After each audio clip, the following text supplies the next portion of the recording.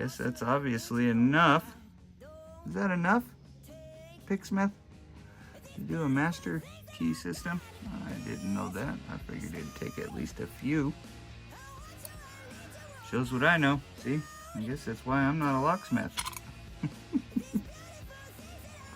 Alright, so for pin number 1, it is kind of a serrate.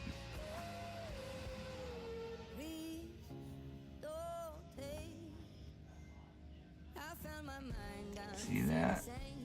Serrated on both ends, kind of like an Asa barrel.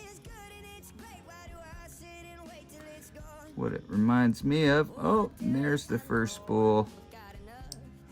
There's the second spool.